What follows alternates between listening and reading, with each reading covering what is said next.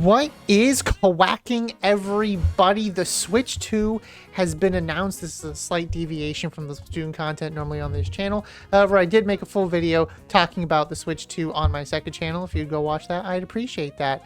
But the Switch 2 has been announced and it looks super beautiful and I am very hyped for it.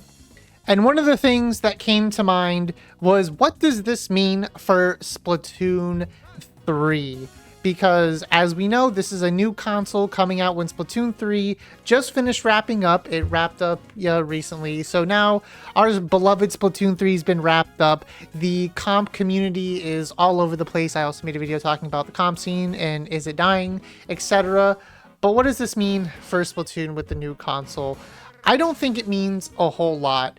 This console is backwards compatible, and I think that Splatoon is going to run a lot better on this console. Specifically, salmon runners are going to eat very well with this new console, in my opinion. Because I think because obviously this is going to be a lot stronger. This is going to be a stronger console. So for salmon runners, you won't have to heavily optimize murdering bosses to make sure your game doesn't lag, which is an absolute plus. It might give me the motivation to get 9s in salmon run one of these days, but salmon runners will definitely be eating very good with this new console. What about PvP? Hopefully the way this console functions and its power and everything, hopefully that gives a boost to PvP, and hopefully with this new console and everything. And I don't know if they should possibly release an update for Splatoon that might factor in this console as well. Hopefully there'll be some type of updates, and that way hopefully PvP players like myself and competitive wise, we won't have many DC issues. Maybe this console and adding a new console, hopefully it fixes a lot of the internet issues and netcode issues that we've seen a lot. God, this entire last couple weeks, I've just been having people DC out of my games nonstop. But hopefully with the new console coming out, it encourages Nintendo. I already think this console's probably gonna have better online capabilities, but also I'm hoping that with these better online capabilities, we just get better quality Splatoon games. I really just want to have games where people don't DC, especially turning a game from a 4v4 to a 3v3 and having these really wacky interactions in PvP. It's fun every now and then, but when I'm just trying to grind X rank and I'm just, trying to do some, sendo queue or whatever, just being in people's PBs and people just keep DCing, it's really obnoxious after a while. It's funny the first couple times, but then it just gets to a point where it's please, Nintendo, fix your game. When I play Marvel Rivals, when I play any other online game, I'm not disconnecting like crazy. I'm not oh, my internet dipped. I got an extra 2 ping and then I DC because I got 2 extra ping. Okay, just something a little bit more decent. And I think this new console is definitely going to boast very well for Splatoon players. I don't think we'll have a lot of the issues that we see, gameplay wise for the most part, fixing salmon run, fixing, online issues that we've had. So I think this console is looking very up. And also for my Pokemon players, your Scarlet and Violet should hopefully run very well too, as it's stronger, and we've seen people run Scarlet and Violet on emulators and they run perfectly fine, no buggy textures, everything just looks so smooth. And it sucks that we need a stronger console to run a game that wasn't properly optimized, because they made Tears of the Kingdom so good and that game is so big, they had to have done some sort of sorcery to get that game to work on the Switch. But having Scarlet and Violet run perfectly would be good as well. And probably because Tears of the Kingdom was, for the Zelda fans, Tears of the Kingdom was delayed, hopefully with a stronger console, this means that we won't have a delay because they have to work overtime so the games aren't chugging and destroying the system. So hopefully this means faster Zelda games and, less time spent having to optimize it because the system's just already inherently strong.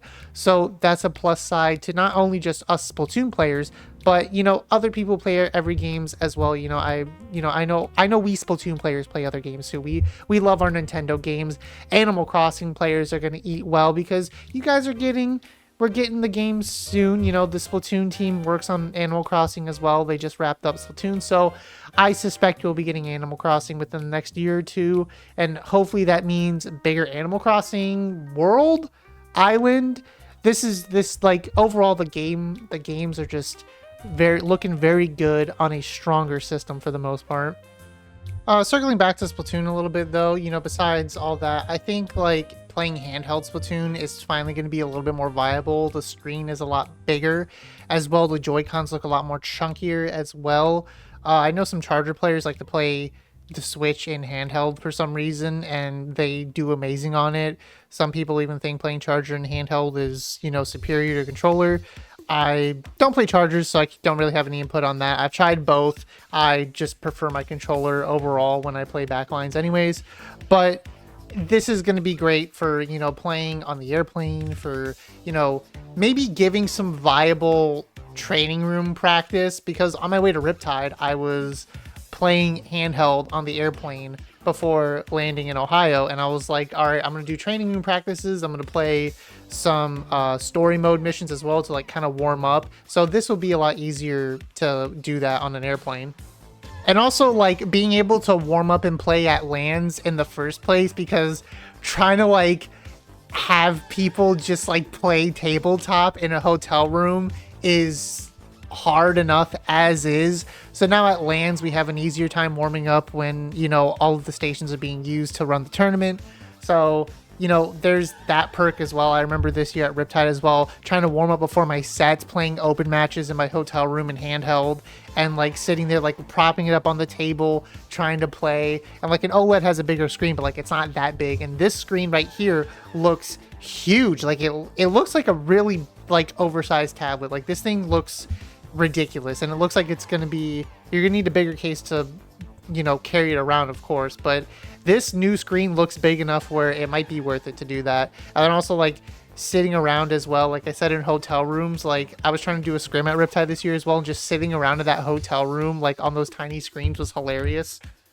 That's, you know, my upside take on everything is like with this bigger screen, it's definitely going to be a lot easier for people going to lands and being able to practice, you know, off to the side. And, you know, I'm hoping, I don't think this is going to happen with the console. I didn't really, you know, read too much into this or want to predict this, but, you know, the DSs used to have like local hosting and stuff like that. They would just connect to each other and have like local hosting, which was cool. So I hope, I don't think it's going to happen because obviously, you know, couch, you know, co-op gameplay, all that other stuff has gone by the wayside these days. But like, you know, back in the day, used to being able to play the DS with my family in different rooms. We would just connect to each other. So I'd be laying in bed yelling at my dad across the house, you know, about something in the game because he screwed me over in Clubhouse games on the DS. So hopefully this Switch has that, you know, local Wi-Fi capabilities where you just connect to people, and that would be huge for LANs. It would be great because, again, I was scrimming at Riptide this year, and one of the people, they brought their own router for us to connect to, so we just connect to it, and that's how we would do our PBs that way. But, you know, hopefully this way with the new console, maybe we don't have to do that, and we can just connect to each other and have our own, you know, custom PBs that way without any extra steps, which would be absolutely massive for just trying to, you know, warm up, do different things at a LAN, especially on day 1 and 2. Day 3, if, you know, you're a day 3 player and, you know, you're making top 16 or whatever, they always generally keep a setup for you guys to like rotate out and warm up and stuff like that. But like day 1 and day 2, those are filled to the brim. There's no way. The only time you're warming up is if you get there at 8 in the morning and one of the TOs is already there, has the door open, and, you know, you play some opens for a bit on the monitors. But besides that, it's like you're not warming up, and especially if you're trying to warm up in a team setting with your team. So being able to like have like a local LAN connection if you're in the hotel rooms and one team's in the one room, the other team's in the other room, I think that would be absolutely fantastic if this console had local Wi-Fi capabilities like that, and that would be very solid for Splatoon, at least on the local level, in the local scene. Just hoping that the Wi-Fi capabilities would be good for, you know, the more online scene and disconnections and all those type of things.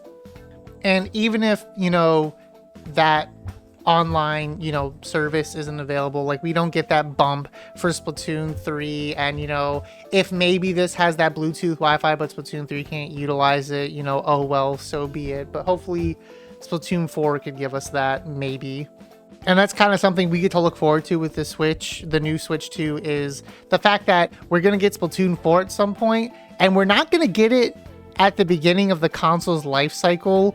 Like, we got Splatoon 2 early on in the Switch 1's life cycle, and then it went long enough that we got a Splatoon 3. Some people didn't think we needed a Splatoon 3. I think we needed a Splatoon 3 for sure. Splatoon 2 definitely feels dated now after playing Splatoon 3. But we got Splatoon 2 halfway, kind of, you know, couple years before, you know, the Switch's, you know, life cycle ended back in 2022. So we're gonna look forward to a Splatoon 4, but Splatoon 4 will probably be the only Splatoon on this console, and that's another thing to consider, is Splatoon 4 will probably be the only Splatoon game on this console, and there might be 2 Animal Crossings. Animal Crossing people get to look forward to that. We might get 2 Animal Crossings, but only have 1 Splatoon, which is kind of crazy. But we'll also be in the same boat as the Smash players, because the Smash players only get 1 Smash game per console generation. So, you know, we ate good, Splatoon players, we ate good this console generation with 2 Splatoon games. So, you know, in 4 years we'll have Splatoon 4, or maybe 5 years we'll have Splatoon 4, and, you know, we'll just have our 1 game, but it'll come out middle of the Switch's life cycle. And you know, I think maybe in 5 years that will be kind of a thing. Splatoon 4 will definitely generate some hype. This is like a more tangent-y thing about, you know, the Switch, more like meta focus. But it's just like, if you really think about it, like, because we have a new console now, Splatoon 3 has been finished. We have all that stuff. Splatoon 3, like, you know, inevitably will just come down to the core audience. I think comp has been going great right now. Again, I have a whole video on it. Please go watch it. But, like, you know, cliff notes, you know, not really summarizing the whole video. But, you know, after a while, like, Splatoon 2, when I got into that comp-wise, like, I was just playing with the core people. I was playing with people who were playing it for the love of the game. And what's funny enough about playing Splatoon 2 so late into its life cycle, you know, the game had been out for a long time, is I felt it was a lot easier to get a hold of resources for some reason. Like, right now we're talking about, you know, VODs and, you know, learning issues that, you know, come about with Splatoon 3. People aren't uploading their VODs. There's not enough content around it, all that stuff. But, like, I found that Splatoon 2, like, I came in so late, and it just felt like I had everything kind of at my fingertips for the most part. I always had people, because, you know, there was just people who just, like, never stopped playing it since day one. Everybody I was playing with had the information right there. It was available, sub-strafing, all these different things, learning about the maps, weapons, all these other things, and it allowed me to improve at a super fast rate. So I don't predict this is going to happen with Splatoon 3, but, you know, after playing a game competitively for so long, we're probably going to see, you know, a dip at some point in the future, you know, because people just get tired. People just want to, you know, do other things. People just want to stop playing, all those other things like that. You know, you look at Smash, a lot of players, you know, stop playing Smash for a while. The game's been out for so long, and they just, you know, they want to take a break, all those other things. But the people who are in it for the love of the game, those are going to be the ones who are going to help people who pick up Splatoon 3 towards, you know, a Splatoon 4's like launch window, maybe a year or two. And those people from that point are going to be like really solid going into Splatoon 4, and they're going to, you know, have a advantage because they're coming into the game. At least I felt I had an advantage coming into Splatoon 2 so late that it made me a really decent player, and then coming into Splatoon 3 I felt very confident, you know, continuing my growth and everything. So I think the Switch 2 is definitely going to be something that is really going to do wonders for Splatoon. I hope Splatoon 4 will thrive on this new system as well. It definitely will. It's most definitely going to thrive on the new system. But at the same time, like, I hope this new console gives us very good quality of life for Splatoon 3. So that way, you know, if newer players decide to come in down the road in the future and they want to pick up the game, it won't be so agonizing for them. It won't be like, oh my god, these DCs or whatever, all that other stuff. So I hope that happens. But also, the whole rumor about the Joy-Cons being mouse, like mice, just being able to use it like that, that's interesting. That'll be the last thing I talk about, but I think that's very interesting, as hopefully we can use it for Splatoon. I think that would be an absolutely amazing thing if we could use them for Splatoon. And instead of using motion controls, you guys can play keyboard and mouse on Splatoon. And that'd be a personal buff to me, because Splatoon's the only game that I play with a controller besides playing, you know, other games on the Switch, which is the only console I use a controller for. But outside of that, every single game that I play, keyboard and mouse. Marvel Rivals, you know, Cyberpunk, whatever game, Warframe, keyboard and mouse, all I use.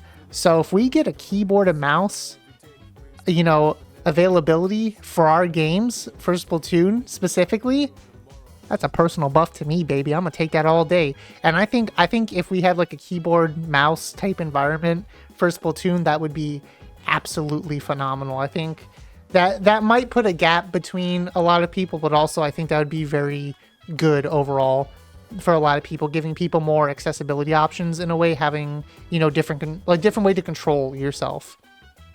But those are just my thoughts on how I think the Splatoon is going to be impacted by the Switch 2. I think it's going to be positive overall. I think it's going to do wonders, and I'm hoping that it gives Splatoon 3 the quality of life buffs that it needs for either local or online play, so that way we can just have a decent environment for either newer players who are interested in the series, or, you know, for us veterans who have been playing the game series for a couple years to, like, I've been playing since Splatoon 2, so it's been, you know, almost 5 years now. I've been playing Splatoon, the franchise, for almost 5 years, which, you know, it's been an honor to play this game for 5 years. But hopefully going forward, we just got a nice solid setup for us to coast our way into Splatoon 4.